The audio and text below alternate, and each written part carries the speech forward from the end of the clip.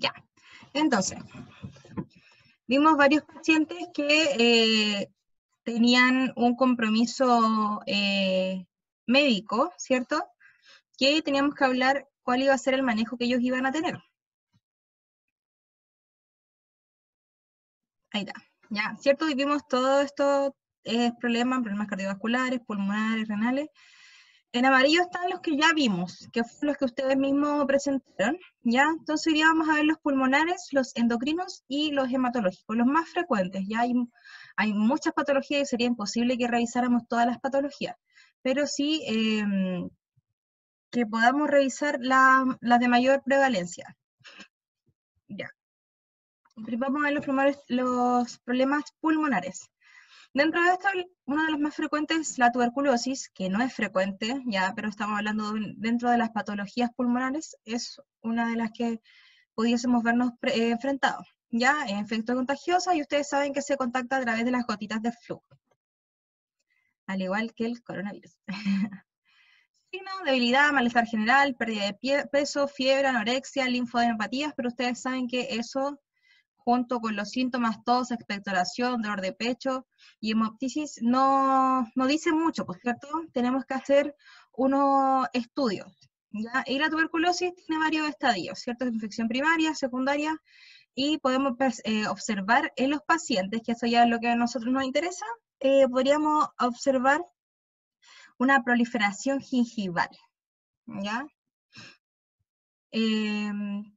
Fármacos que se utilizan, la isoniazida, rifampicina y streptomicina. Y lo que nosotros tenemos que tener cuidado es que si estos pacientes están tomando, en el caso de la isoniazida, tenemos que tener control, o sea, evitar darle paracetamol al paciente, ¿ya? Si es que consume rifampicina, tenemos que evitar que hayan infecciones y sangrados, evitar el diazepam y los depresores del sistema nervioso, ya el ketoconazol, que es un antimicótico, ¿cierto? Igual que los otros, porque van a bajar el metabolismo. Disculpen. Y la claritromicina, que es un antibiótico. ¿Ya? Y si está tomando streptomicina, hay que evitar el uso de aspirina. Estas son las consideraciones que tenemos que tener de la tuberculosis. Más allá de conocer el mecanismo, la etiología, ¿cierto?, de la enfermedad, el fin de esta clase es que nos quedemos un poco con algunos cambios que tenemos que hacer al momento de enfrentar a un paciente que está pasando por esta patología o que ha tenido esta patología de forma, ha tenido alguna crisis, esta o cualquiera de las otras. Si voy muy rápido me avisan, ¿ya? Pero la feña me dijo que tenían clase ahora a las 3:15. Ya. Categoría de riesgos, tenemos riesgo de contagio, ¿ya? Entonces, riesgo mínimo, en la clínica dental no se ha atendido a nadie con tuberculosis. Riesgo bajo, se ha atendido en el último año, pero no se ha atendido a ningún paciente con tuberculosis activa, y la incidencia de tuberculosis activa en la comunidad es media o alta. Riesgo bajo, riesgo medio, y el riesgo alto. ¿Cuánto hay un riesgo alto de contaminar en el box? Está documentada la transmisión del bacilo tuberculoso en la clínica dental en pacientes o entre pacientes, bueno, como todas las infecciones. Si yo tuve un paciente, ese paciente puede contaminar al paciente que sigue, puede contaminarme a mí, yo contaminar a mi familia, ¿cierto? O si yo tuve y estuve en la consulta, yo puedo contaminar al paciente que sigue, y cada uno de ellos a su familia. Así como la transmisión de la mayoría de las patologías que se transmiten vía oral. A modo de dato rosa, recordar que la tuberculosis fue una de las patologías que se pensaban que era una patología que se presentaba solamente en el ámbito bohemio, ¿ya? En los burdeles de mala muerte, ¿cierto? A la gente de noche se asociaba esta enfermedad, por lo tanto quien la padecía también era discriminado, ¿ya? Hasta que obviamente se propagó y todo el tema, hubo un control ahí de este bacilo. El asma, importante el asma, que lo hemos conversado también, lo conversamos en las crisis, evitar el desencadenar una crisis asmática, eso es lo fundamental. Y preguntarle al paciente cuándo fue su última crisis asmática. ¿Para qué? para que podamos tener un mayor control de esto, y si el paciente tuvo una crisis hace menos de 6 meses, un paciente que está posiblemente activo a tener otra crisis. Entonces es un paciente que idealmente hay que postergarlo en su atención, ¿ya? Evitar obviamente también otras cosas que pudiesen desencadenarlo, como aerosoles, que puedan ellos ser alérgicos también. Preguntar el paciente si es alérgico a algo, si es alérgico a algún fármaco, al látex, cualquier otra cosa, ¿ya? Siempre preguntarle en la anamnesis. Alteraciones que podemos encontrar en los pacientes de asma, en realidad son, dentro de esta, la más importante es que puede haber una reducción del flujo salival, y por lo mismo puede haber enfermedades de las mucosas, enfermedades periodontales y caries, ¿ya? Medidas preventivas, flúor, enjuague bucal, medidas de higiene y antifúngico en pacientes que se nebulizan, o sea, que se están constantemente haciendo puff. Preoperatorio, como les decía, evitar el desencadenamiento de una crisis asmática. Siempre, bueno, anamnesis, evaluar y reducir el estrés, porque el estrés también puede ser un desencadenante de crisis asmática. ¿Ya? Entonces, si el paciente está muy nervioso, puede contraer, ¿cierto?, su vía aérea, puede desencadenar una crisis respiratoria o una crisis asmática. Contraindicaciones: anestésico local con vasoconstrictor, desencadenar el reflejo tusígeno, o sea, tratar de cuidar que de repente la asistente, ¿cierto?, o el mismo paciente agarra el eyector y no sabe por dónde sacarse la saliva, entonces se mete el eyector por cualquier parte, entonces puede generar picazón y empieza a toser, ¿cierto? Evitar como poner cosas que vayan a generar que el paciente le dé picazón en la garganta, o cualquier cosita chiquitita, ¿cierto? De tratar de trabajar con aislamiento para que ninguna particulita de nada se vaya, ¿cierto?, a la vía aérea del paciente. Y uso de materiales alergénicos, que es la mayoría de lo que usamos nosotros. Ya creo que dentro de ellos el látex es el único que posiblemente podría generar alergias, ¿ya? Pero la alergia al látex es muy mínima. Ya. Otra enfermedad pulmonar es el EPOC, ¿ya? O enfermedad obstructiva crónica, y dentro de ellos tenemos la bronquitis crónica y el enfisema. El daño en estas patologías es irreversible. Ya estos pacientes no los vamos a sanar, sino que vamos a mantenerlos, ¿cierto? El agente causal, podemos tener tabaquismo, por la profesión también. Hoy acá se me corrió esto. Infección en la profesión, en profesiones que están constantemente expuestas a polvos, ¿ya? Por ejemplo, hay muchos pacientes panaderos, hay muchos pacientes mineros que trabajan en salitreras, ¿cierto?, que constantemente están aspirando un polvillo. Factores familiares, factores hereditarios, ¿ya? Otros como la edad, polución ambiental, el sexo masculino es más predisponente a la EPOC, desnutrición, infecciones recurrentes en la infancia. Signos y síntomas de la bronquitis crónica: tenemos que parte a los 50 años generalmente, ya el enfisema es un poquito más viejitos, ya. La bronquitis crónica, obesidad frecuente, tos productiva crónica, esputo mucopurulento, o sea, tiran pollitos, ¿ya? Eso es un esputo, con contenido purulento, ¿ya? Disnea leve, que les cuesta un poquito respirar, infecciones respiratorias frecuentes, presión de CO2 elevada, presión de O2 disminuida, hipoxia, y hematocrito elevado, o sea, necesita más glóbulos rojos para poder respirar bien, hacer el intercambio de oxígeno, ¿cierto? Y en el enfisema, inicio a los 60 años, este es un paciente delgado, ¿ya? Tórax en forma de barril, tos no prominente, esputo escaso, disnea grave, pocas infecciones, CO2 normal, oxígeno disminuido y hematocrito normal. Estos dos pacientes van a tener problemas para respirar. Terapia básica: disminuir el hábito de tabaco, calidad de vida, mejorarla, ya prevención de enfermedades infecciosas, oxigenoterapia y broncodilatadores.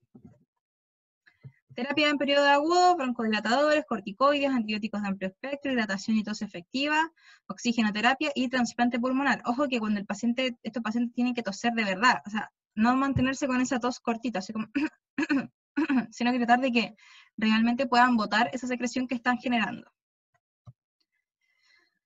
Objetivo, prevenir y evitar las complicaciones, ¿ya? Por lo tanto, ficha clínica, siempre, disminuir el estrés. Podemos darles benzodiazepina en caso de que sea un paciente que le tenga miedo al dentista, que pudiese desencadenar una crisis producto de que está muy nervioso, ¿cierto? El paciente nervioso tiende a cerrar su vía aérea, ¿ya? Pesquisar posible estomatitis nicotínica, enfermedad periodontal y cáncer oral en fumadores. Eso para todos los pacientes fumadores, ¿ya? Intraoperatorio, sesiones de corta duración, posición semisupina o sentada. Sí, esto hay que aplicarlo para la mayoría de los pacientes adultos mayores, tratar de siempre atenderlos no tan acostados. La verdad es que para uno es más cómodo trabajar con un paciente acostado, ¿ya? Sobre todo, obviamente, para los dientes superiores. Para los dientes inferiores, obviamente, es más cómodo el paciente en 45 grados. Pero acá en este tipo de pacientes tenemos que acostumbrarnos nosotros a acomodarnos un poco más a ellos, más que ellos acostumbrarlos a nosotros. Generalmente, como el paciente va a la consulta por un corto periodo de tiempo, nosotros acostumbramos al paciente a uno, ¿ya? Porque nosotros vamos a seguir atendiendo y se imaginan un paciente que está sentado, ¿cierto? Está sentado, o sea, su boca está así. Y yo le tengo que ver los dientes superiores. ¿Me están viendo en el video? Sí, se ve. Ya. Entonces, tengo un paciente que está sentado y tengo que verle los dientes superiores. Nosotros tenemos que hacer esto para poder mirarle los dientes superiores, ¿cierto? Entonces, con el espejo, pero la misma boca, por la dirección que tiene, si yo le tiro la luz de frente, no me va a incidir tan bien, ¿cierto? Entonces, cuesta ver. Y en este paciente uno tiene que acomodarse un poquito a ellos. ¿Ya? Aparte que no llegan todos los días tampoco estos pacientitos y generalmente son, como leíamos, son adultos mayores. Entonces hay que tener consideraciones con ellos. La mayoría de ellos también tiene problemas lumbares, ¿cierto? Entonces tenerlos acostados, el pobrecito después no se puede ni parar. Y acuérdense que también podemos tener problemas con los pacientes que pueden hacernos lipotimia, ¿cierto? Entonces al paciente adulto mayor tratar de no acostarlo tanto, ¿ya?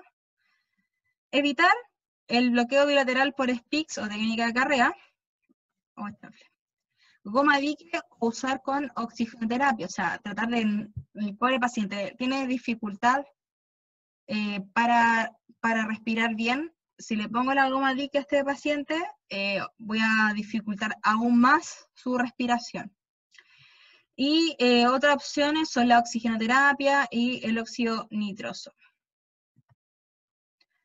Fármacos contraindicados, clorhidrato de ciprofloxacina, colinérgicos y antihistamínicos, y macrólidos y barbitúricos.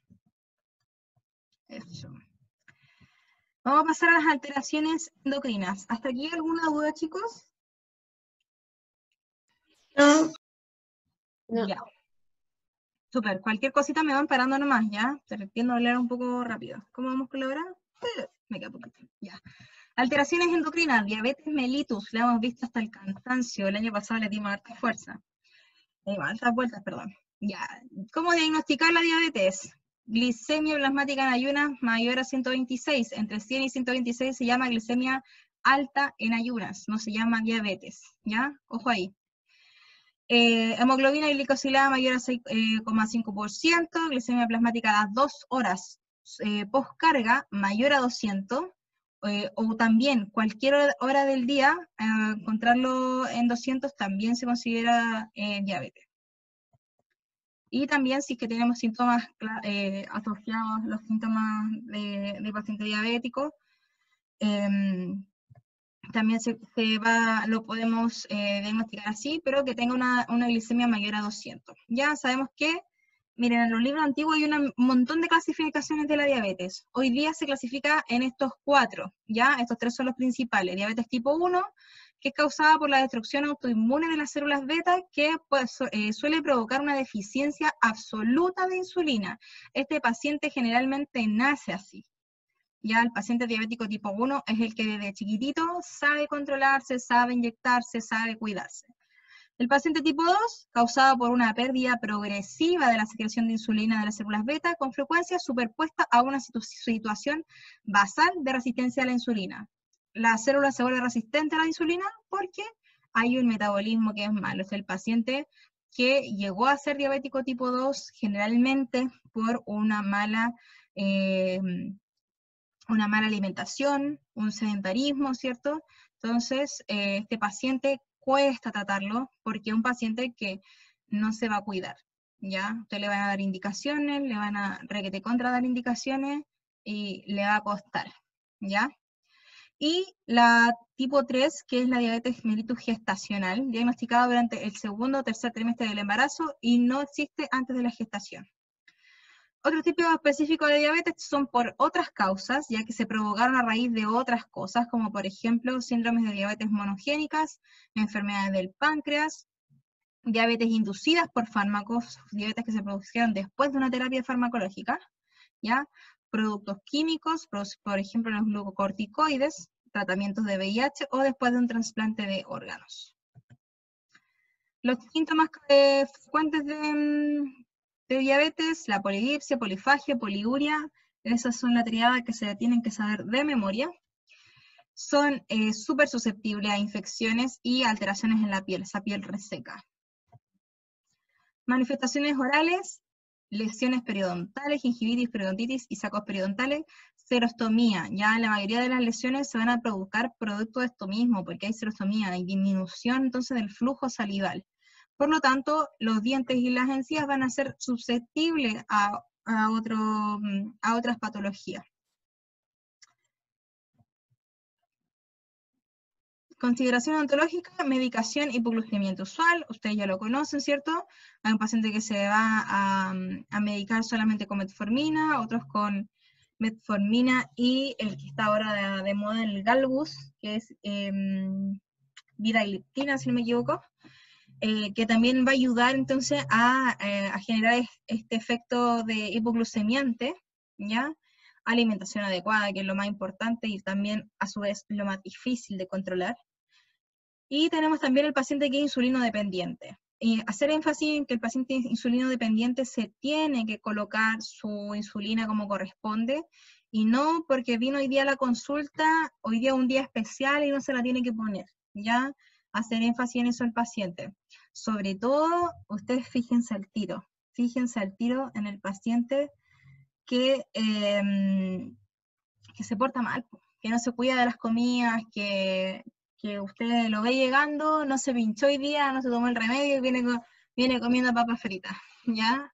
Tienen que hacer énfasis en ese paciente. Y este paciente que comúnmente se le llama el paciente pirata. ¿Y por qué el paciente pirata? Porque es un paciente que está secuelado por la diabetes, un paciente que puede haber perdido algún miembro, ya producto de la diabetes, generalmente parten perdiendo los deditos del pie, ya por infecciones. Por eso es que los pacientes diabéticos tienen que usar calcetines de algodón, ¿cierto? Es un paciente que ya está secuelado en su visión, tiene una visión disminuida. Es un paciente que es gordito, que es medio chistoso, ¿cierto? Que no se toma en serio las cosas, no se toma en serio el cuidado, ¿ya? A este paciente tenemos que tener un especial cuidado con él, tratarlo temprano en las mañanas, ¿cierto? Hacerle el refuerzo de su medicación, hacerle el refuerzo de tratar de evitar infecciones, porque es muy fácil de que propaguen infecciones, ¿cierto? En cambio, el paciente, uy, que esta cosa se corrió sola.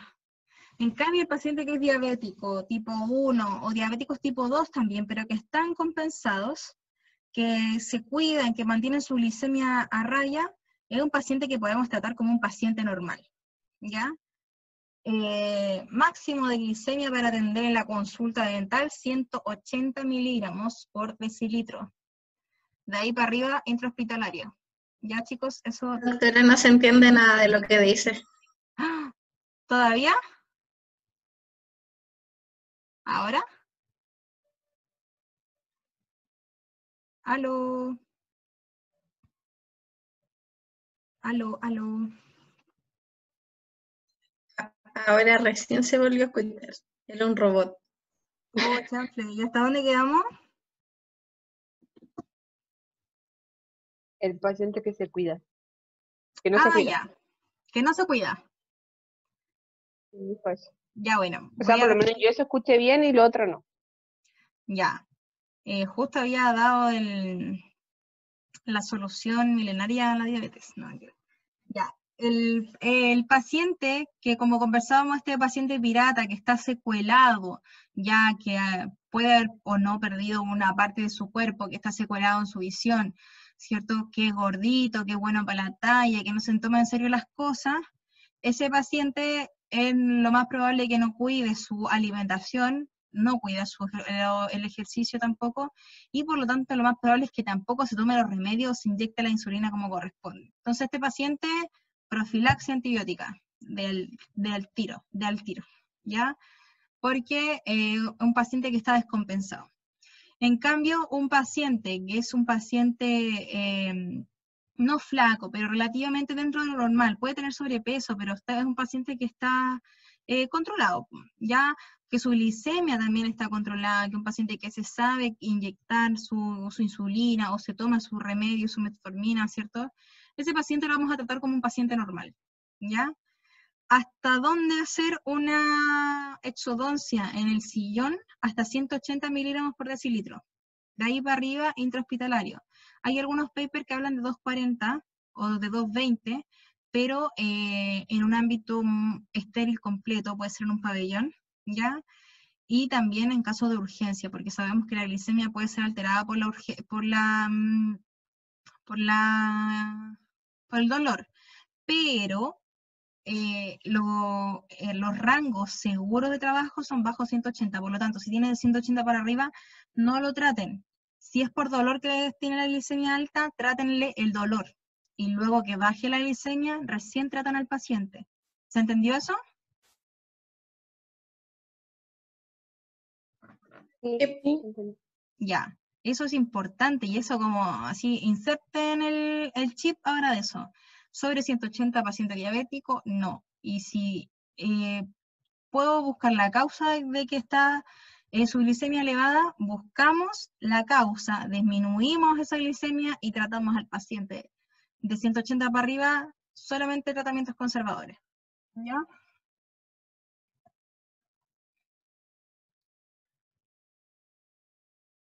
Y también tenemos las alteraciones tiroideas. Ustedes saben que aquí los protagonistas son T3 y T4, ya que aumentan la síntesis de proteína prácticamente en todos los tejidos del organismo. De estas hormonas va a depender el metabolismo del paciente, que sea un metabolismo rápido, ya que sean, eso significa, o puede ser cuando el paciente está hipertiroideo, ya que tiene mucha producción de hormonas tiroideas, o hipotiroideo, que su metabolismo es lento porque tiene poca producción de hormonas tiroideas, ¿ya? Algunos de los síntomas los van a compartir, chuta, algunos de los síntomas los van a compartir el hipotiroidismo con el hipertiroidismo. Ahora, dentro de esto el hipotiroidismo es un poquito más fácil de manejarlo quirúrgicamente, ¿ya? Eh, Más que el hipertiroidismo, pero el hipotiroidismo tenemos que evaluar si no está asociado también a diabetes, si no está asociado a otras patologías como hipertensión, por ejemplo, y ahí tenemos que hacer un estudio, ¿ya? Pedir un hemograma, ¿cierto? Pedir una glicemia, pedir el perfil bioquímico, pedir el perfil lipídico, para poder evaluar al paciente, ya en su totalidad. Y el hipertiroidismo es un poquito más peligroso, ¿ya? Etiología, mecanismo inmunológico alterado, estados neoplásicos de la tiroides, ¿ya? Eso es importante, estados neoplásicos de la adenohipófisis. Acuérdense siempre que el paciente hipotiroideo tiende a ser un paciente más gordito, paciente que tiene sueño, un paciente que como que todo le cansa más, ¿cierto? Que tiene estreñimiento, pero porque el cuerpo está lento, ¿cierto? ¿Ya? El paciente hipertiroideo es el paciente que generalmente va a presentar exoftalmos si es que no está compensado, ¿ya? El paciente que se le salen los ojitos, Y también el hipertiroidismo puede dar nódulos y también puede dar bocio, ¿ya? Eso es importante. Paciente hipertiroideo, que no conocemos cómo está, si está o no está compensado, no se trata, ¿ya? Hay que mandarle a hacer estudios, evaluar, y si nos llega a nosotros con los estudios y vemos que no está compensado, lo tenemos que mandar a medicina para que se compense y luego vuelva. Ya nosotros podemos evaluar esos exámenes, hacer la solicitud directamente de exámenes, y si el paciente viene, está compensado, se trata, si no, no se trata. También tenemos la alteración de la médula suprarrenal. Dentro de esto, la enfermedad más conocida es la enfermedad de Addison, ¿ya? De las glándulas suprarrenales, estas que están arriba de los riñones. Y se debe, van a producir que se produzca muy poco cortisol y a menudo también poca aldosterona. Manifestaciones orales de esta patología, entonces puede haber una pigmentación de las mucosas de color azulado o negruzco y suele afectar a los carrillos, encías, paladar, lenguas y labio. Llama la atención la presencia de atrofia alveolar y de movilidad relativa de los dientes. El odontólogo tiene a menudo ocasión de reconocer de un modo prematuro esta enfermedad progresiva de naturaleza peligrosa. Los corticoides deprimen los mecanismos de defensa del organismo, por lo que deben considerarse el uso de antibióticos. Y la supresión de respuesta inflamatoria por los corticoides puede encubrir los primeros síntomas de enfermedad y evitar un diagnóstico adecuado. Enfermedad del metabolismo óseo, la osteoporosis, ya se va a caracterizar por la pérdida de masa ósea y un deterioro de la microarquitectura de los huesitos. Se van a hacer más porosos y por lo tanto van a ser más susceptibles a fracturas.